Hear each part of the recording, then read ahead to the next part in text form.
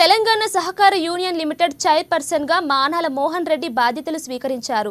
నిజామాబాద్ జిల్లా కాంగ్రెస్ కమిటీ అధ్యక్షులు మానాల మోహన్ రెడ్డి హైదరాబాద్ లోని సహకార యూనియన్ కార్యాలయంలో పూజలు నిర్వహించి బాధ్యతలు తీసుకోవడం జరిగింది.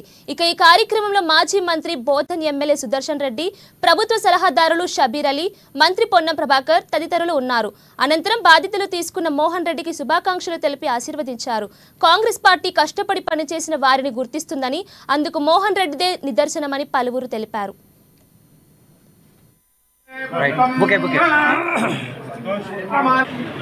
మన ముఖ్యమంత్రి రేవంత్ రెడ్డి గారు కానీ, రాహుల్ గాంధీ గారు కానీ మన ఆదేశాలు సీనియర్స్ అందరికీ కొందరు టికెట్ ఆశించిన దాని పరిస్థితుల్లో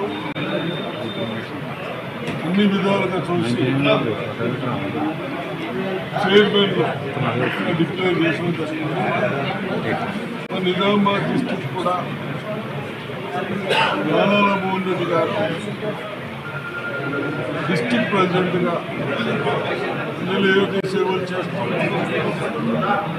గతంలో కూడా కోఆపరేటివ్ సొసైటీస్ దాంట్లో కూడా చైర్మన్గా ఉంటూ డైరెక్టర్గా ఉంటుంటూ ఆ చేసిన సేవలు ముఖ్యమంత్రి గుర్తించి ఎవరికి ఏది చైర్మన్ ఇస్తే ప్రజలకు ఉపయోగపడుతున్న ఉద్దేశంతో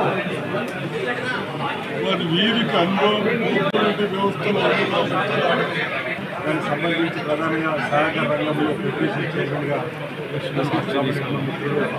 మోహన్ రెడ్డి గారి స్వీకారం సందర్భంగా శుభాకాంక్షలు.